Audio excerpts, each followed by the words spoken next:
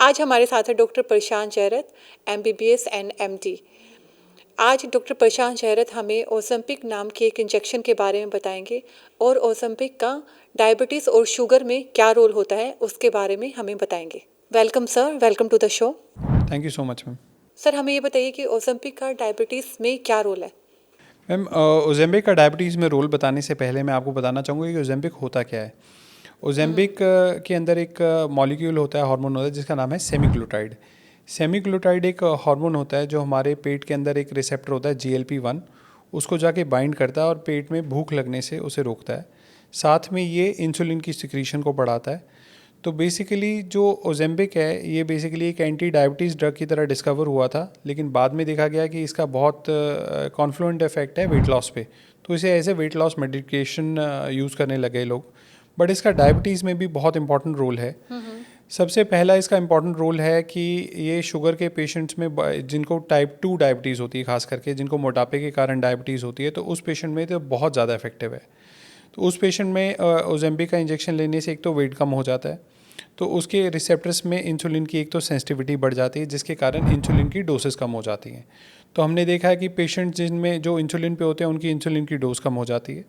फिर हमने देखा है जो patients lower dose of insulin पे होते हैं वो इंसुलिन से वापस हमारे ओरल हाइपोग्लाइसीमिक्स में पर रिवर्ट हो जाते हैं, जैसे कि मेटफॉर्मिन पर, ग्लिपिजाइड पर और इस तरह की दवाइयों पर।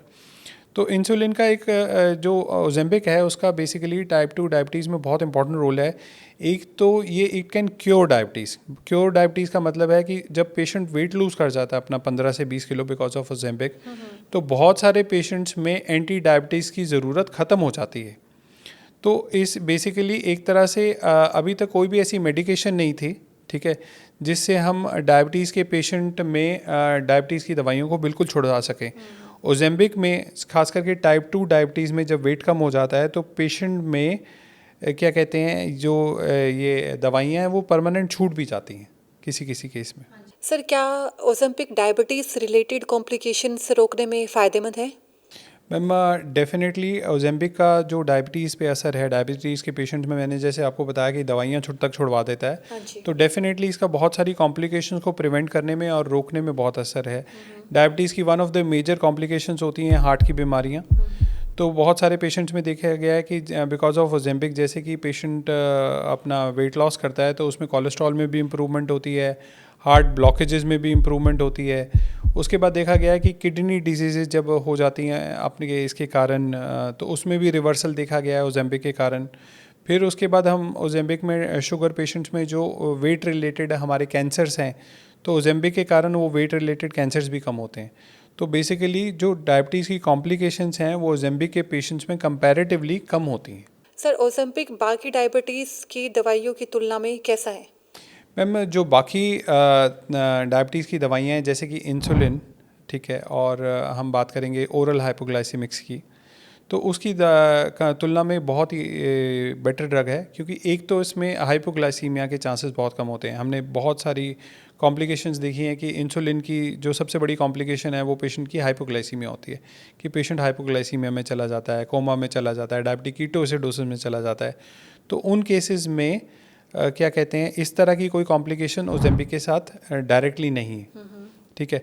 अगर पेशेंट ओज़ेम्पिक किसी हाइपोग्लाइसीमिक के साथ ओरल हाइपोग्लाइसीमिक के साथ यूज़ हो कर रहा है तो डेफिनेटली हाइपोग्लाइसीमिया हो सकता है, लेकिन डायरेक्टली ओज़ेम्पिक का कोई हाइपोग्लाइसीमिया बहुत ही रेयर केसेस में होता है।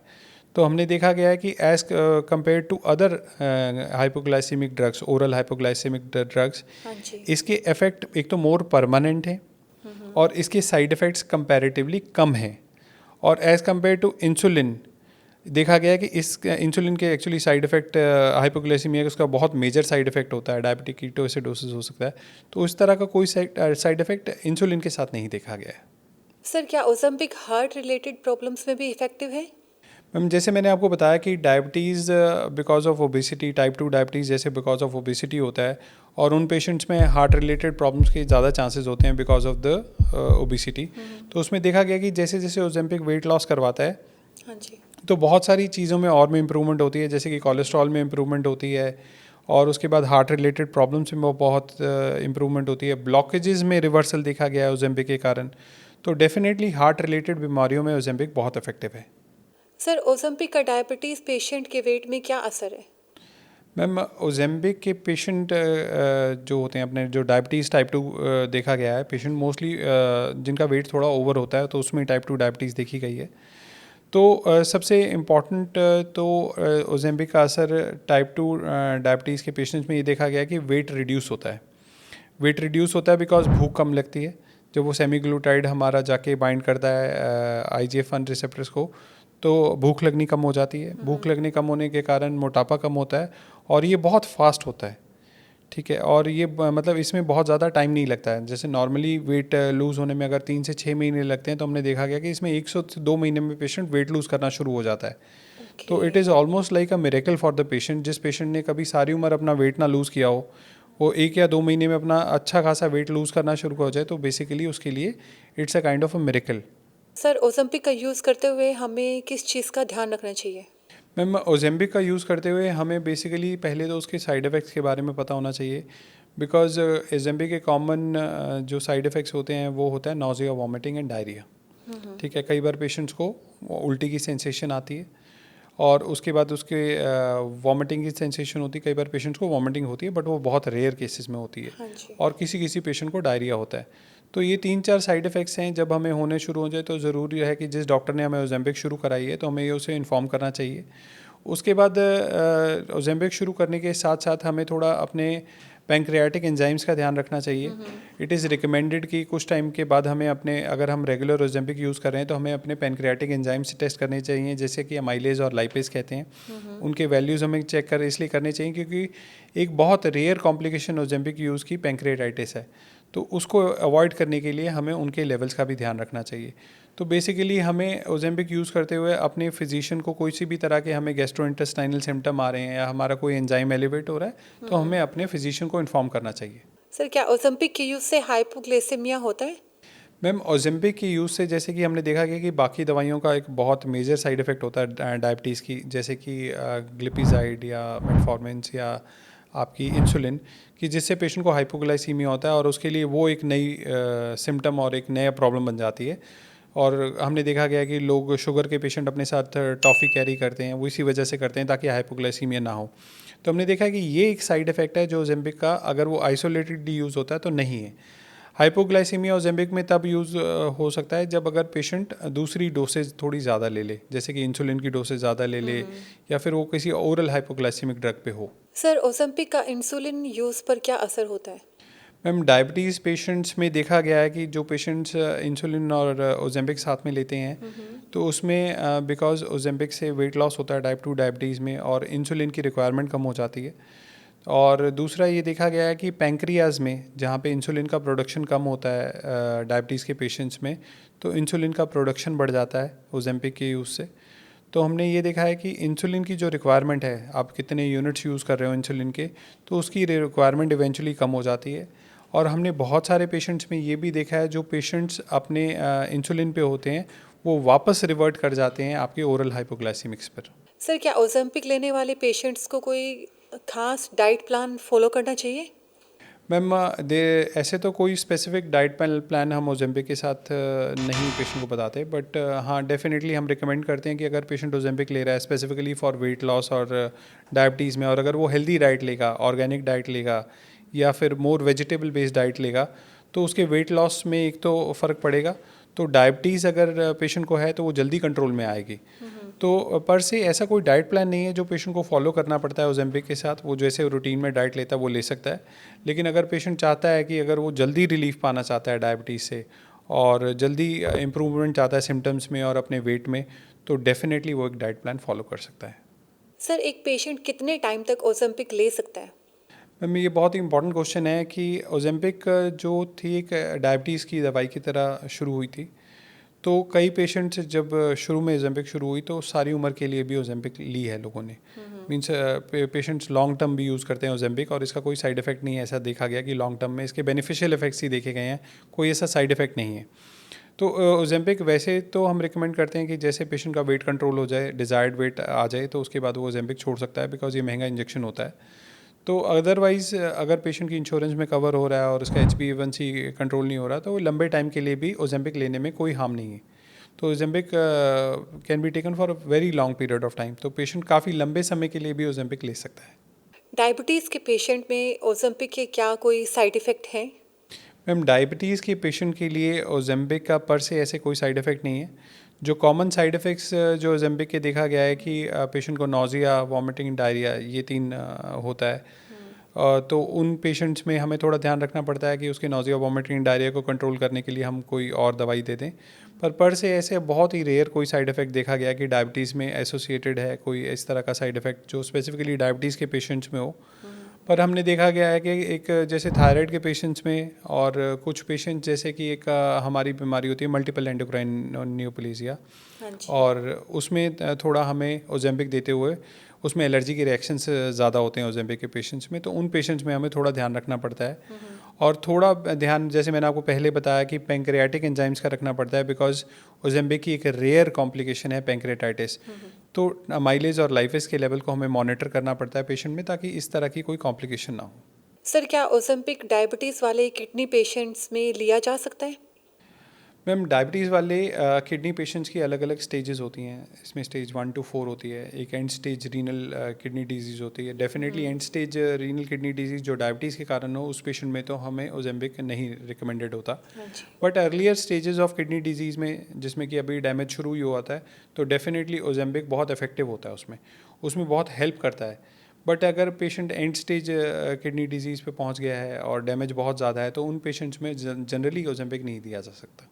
सर, क्या ओज़ेम्पिक डायबिटीज़ का कंप्लीट सॉल्यूशन है? मैम, डायबिटीज़ का ओजेम्पिक एक तरह से कंप्लीट इलाज तो नहीं है, लेकिन डेफिनेटली बहुत इम्प्रूवमेंट कर सकता है डायबिटीज़ के पेशेंट्स में। कंप्लीट इलाज हमने ये देखा है कि कुछ पेशेंट जो ओरल हाइपोग्लाइसेमिक्स पे होते हैं, ठीक है, तो वो कई बार ओरल हाइपोग्लाइसेमिक्स मतलब ओरल दवाइयाँ जो खाते हैं डायबिटीज़ के लिए, वो भी छूट जाती हैं। जो पेशेंट इंसुलिन पे होते हैं, कई बार वो रिवर्ट कर जाते हैं ओरल हाइपोग्लाइसेमिक्स के लिए, जिसमें उनकी क्वालिटी ऑफ लाइफ का बहुत इंप्रूवमेंट देखा गया है, जिसको इंसुलिन का इंजेक्शन रोज़ नहीं लगाना पड़ता और सारा टाइम वो इंसुलिन पे नहीं डिपेंडेंट होता, तो डेफिनेटली उसमें बहुत इंप्रूवमेंट देखी गई है। तो बेसिकली आपको Ozempic can help you in curing the diabetes, but it you can not से कि ये एक फाइनल सोल्यूशन है। डेफिनेटली पेशेंट की मतलब अगर पेशेंट हाइपोग्लाइसीमिक से छूट जाता है, तो एक तरह से हम उसे कह सकते हैं कि हाँ, डेफिनेटली ओजेम्पिक के कारण उसका क्योर हो गया। But not in all the cases. जब बहुत ज़्यादा कॉम्प्लिकेटेड केसेस होते हैं जो इंसुलिन वगैरह पे हों, उनका लाइफस्टाइल इंप्रूवमेंट बहुत ज़्यादा हो जाता है, लेकिन उन पेशेंट्स में ये 100% इलाज नहीं। लेकिन अगर कम डिग्री ऑफ डायबिटीज़ है, जिसमें पेशेंट ओरल हाइपोग्लाइसीमिक्स में, तो definitely it can get you rid of the medicine of diabetes.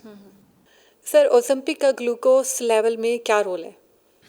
Ma'am, Ozempic का ग्लूकोज लेवल्स में ये रोल है कि वो ग्रेटली ग्लूकोज लेवल्स को कंट्रोल करने में काम आता है। एक तो एक इंसुलिन की प्रोडक्शन ये इम्प्रूव करता है पैंक्रियास से, और सेकंड, जैसे हमारा मोटापा कम होता है, तो हमारे जो रिसेप्टर होते हैं जो इंसुलिन को रिस्पॉन्ड करते हैं, वो ज़्यादा एक्टिव हो जाते हैं, ज़्यादा सेंसिटिव हो जाते हैं, तो उससे glucose control much more easily regulate कर सकती है बॉडी। तो बेसिकली इंसुलिन, इसका ओजेम्पिक का अपने ग्लूकोज कंट्रोल में बहुत इंपॉर्टेंट रोल है। बेसिकली इंसुलिन की प्रोडक्शन बढ़ा के और रिसेप्टर्स को ज़्यादा सेंसिटिव करके ग्लूकोज को काफ़ी नॉर्मलाइज कर देता है।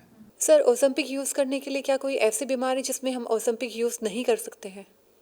मैम, डायबिटीज़ के पेशेंट में अगर पेशेंट को कोई थायराइड कार्सिनोमा है, या फिर एक थायराइड का कैंसर है, या फिर मल्टीपल एंडोक्राइन न्यूप्लेजिया, जैसे मैंने आपको पहले बताया करके एक बीमारी होती है, उस तरह की बीमारी है, तो उसमें हम ओजेम्पिक नहीं यूज़ कर सकते। और एक हमें पैंक्रेटाइटिस के पेशेंट्स, जिन पेशेंट्स में हमारे पैंक्रियाज में इन्फ्लेमेशन होती है किसी तरह की पैंक्रेटाइटिस का, तो उसमें हमें ओजेम्पिक यूज़ करने से पहले थोड़ा कॉशियस होना पड़ता है। तो ये 2-3 चीज़ें हैं जो कॉन्ट्राइंडिकेटेड हैं आपके ओजेम्पिक के यूज़ के लिए डायबिटिक पेशेंट्स में। सर, ओज़ेम्पिक के पेशेंट्स में HbA1c टेस्ट कितने समय के बाद करना चाहिए? मैम, HbA1c करने के लिए राइट टाइम होता है 3 मंथ्स। जनरली HbA1c हमारे ब्लड में बताता है कि ग्लूकोज का लेवल हमें 3 महीने का कंट्रोल बताता है, क्योंकि ग्लाइकोसिलेटेड हीमोग्लोबिन को रिप्लेस होने में तकरीबन 3 महीने लगते हैं, तो बेसिकली ये 3 मंथ्स का कंट्रोल बताता है। तो हमें HbA1c लेवल्स करवाने का फ़ायदा 3 महीने के बाद ही है। तो हमें रेगुलरली पेशेंट जो ओजेम्पिक पे, स्पेशली डायबिटिक पेशेंट जो ओजेम्पिक पे है, तो उसमें ग्लाइकोसिलेटेड हीमोग्लोबिन, जिसको HbA1c भी कहते हैं, हमें 3 महीने के बाद करना चाहिए। सर, क्या ओज़ेम्पिक के साथ हमें अपने लाइफ़स्टाइल में कोई चेंजेस करने चाहिए? मैम ऐसे तो देखिए कि ओज़ेम्पिक के बाद कोई मैंडेटरी लाइफस्टाइल चेंजेस तो नहीं होते कि जो हमें करने चाहिए, बिकॉज़ पेशेंट अपनी लाइफ जैसे रहता है वैसे ही रह सकता है, जो वो खाता है पीता है, तो उसमें कोई ज़्यादा हम चेंजेस नहीं करते, बिकॉज़ एक बार उसने वेट लॉस कर लिया। लेकिन डेफिनेटली जब वो वेट लॉस कर लेता है, जब उसने अपनी बॉडी में 20 केजी 30 केजी जो उसका डिज़ायर्ड वेट लॉस है, या जो उसका desired weight loss for controlling his diabetes है, वो उसने अचीव कर लिया, तो उस वेट लॉस को डेफिनेटली मेंटेन करने के लिए लाइफस्टाइल चेंजेस चाहिए। जैसे कि अगर अब मेरी बॉडी में 10-20 केजी कम हो गया है, तो मुझे डेफिनेटली एक्सरसाइज रेगुलर करनी चाहिए, मुझे हेल्दी फूड खाना चाहिए, ताकि वो दोबारा अगर वेट आएगा तो फिर वही सिम्टम्स, वही डायबिटीज़ के सिम्टम्स और वही चीज़ें दोबारा आएंगी। हाँ जी। तो डेफिनेटली लाइफस्टाइल चेंजेस से ओज़ेम्पिक में बहुत ज़्यादा मदद मिलती है। सर, क्या ओज़ेम्पिक लेते हुए कोई साइड इफ़ेक्ट होता है? मैम ओज़ेम्पिक लेते हुए जैसे मैंने आपको बताया कि पर से इस तरह से कोई साइड इफ़ेक्ट नहीं है, लेकिन डेफिनेटली ये देखा गया है कि ओज़ेम्पिक के पेशेंट्स में नौजिया, वॉमिटिंग, डायरिया बहुत कई बार महसूस करने को मिलता है पेशेंट को, कि उसे नौजिया होता है ओज़ेम्पिक लेने के बाद। That is a common side effect जो नौजिया होता है। उसके अलावा कोई पर से बहुत ज़्यादा कोई ऐसा साइड इफ़ेक्ट नहीं है। बहुत रेयर केसेस में देखा गया है कि पैनक्रिएटाइटिस होती है ओज़ेम्पिक यूज़ करने वाले पेशेंट्स में, लॉन्ग टर्म ओज़ेम्पिक जो यूज़ करते हैं, लेकिन वो भी एक बहुत रेयर साइड इफ़ेक्ट है। तो ऐसा पर से कोई बहुत ज़्यादा ओज़ेम्पिक लेने का कोई साइड इफ़ेक्ट नहीं है। Thank you so much doctor Prashant, यहाँ आने के लिए और ओज़ेम्पिक के साइड इफ़ेक्ट और यूज़ के बारे में हमें इतना सब कुछ बताने के लिए। Thank you so much. Thank you so much ma'am, thank you for the interview.